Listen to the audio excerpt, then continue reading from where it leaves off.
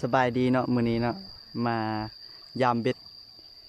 เพียกน้ำพออยู่น้ำคลองเบ็ดเพียกใหญ่นี่เหยื่อเสียบแม่นเอามักฮุงเสียบงับเป็นวันนี้ว่าโกรธนี่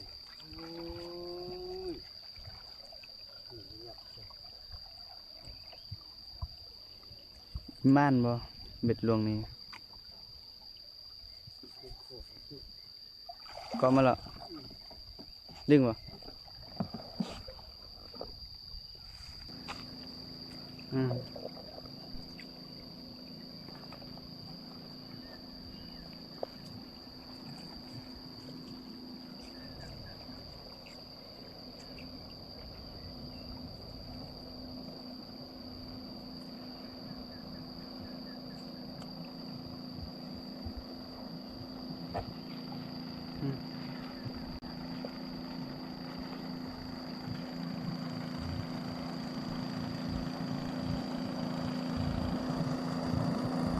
ได้บ่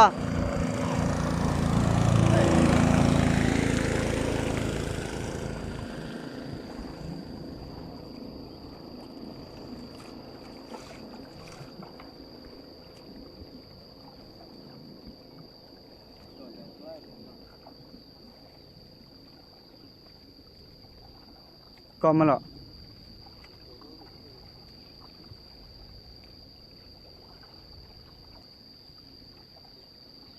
เบ็ด3ลังเบ็ด3ลัง4ลังหมดแล้วเอ้ยบ่ถึกมาแล้วลังนี่ต่อลังมายังอีกลังหนึงมาบัดนี้มาต่อใส่เบ็ดหลวงไม้เลยย่ามเบ็ดบางทีบ่ถึกหลวงบางทีนี่เป็นหลวงที่2หมดกับหลวงนี่ถึกบ่มื้อนี้อีม่านบ่มื้อนี้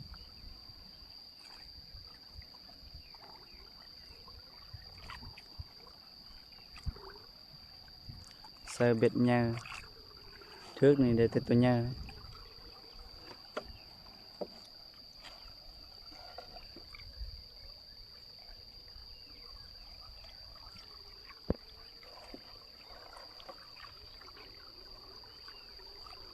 โกรธ หมดเลยหมดกับหลวงนี่แล้วนี่บ่พอซะไล่ลังอ่ะหลวง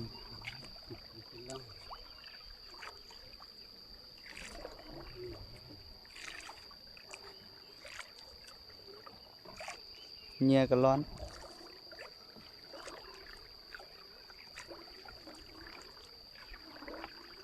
มื้อนี้อีใดบ่น้อมื้อนี้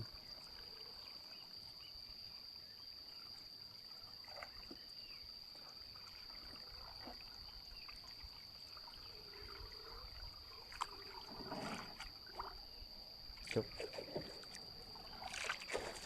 จักลังแล้ว3กำลังนี่เรียกว่า4แล้ว4ลังแล้วฮอดกลางแล้วสุดแล้วมันเอามักเดือเสียบบัดนี้เปลี่ยนเอามาฮงเสียบ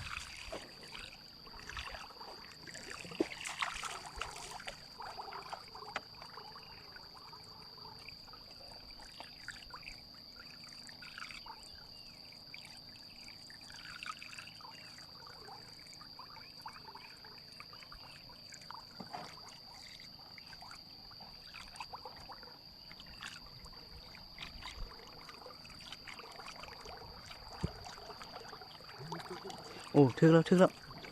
อ๋อว่าแล้วลวงนี่อีใดบ่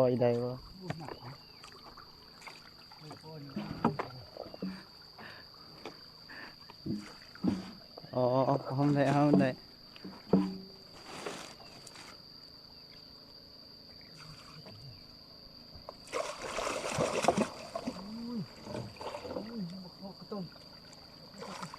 เอ้ย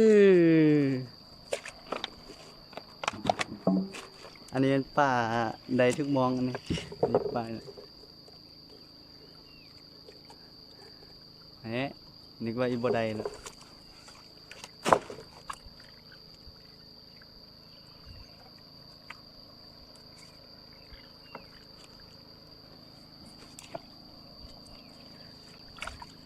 ฮ่า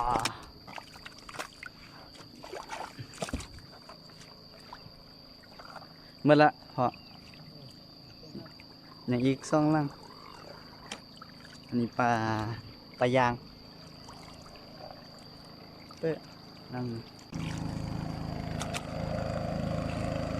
เขาหน่อย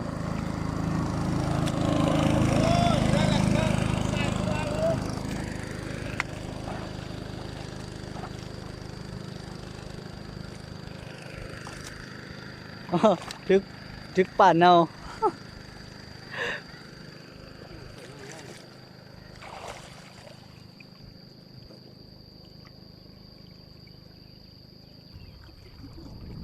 เมื่อแล้วพอ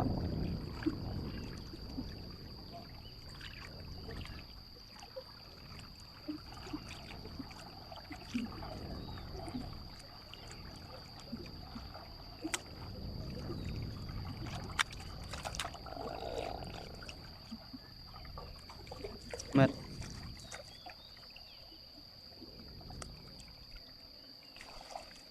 หมดแล้วเป็นแล้วอย่าลืมกดไลค์กดติดตามเพื่อเป็นกำลังใจให้เด้อนี่เมื่อ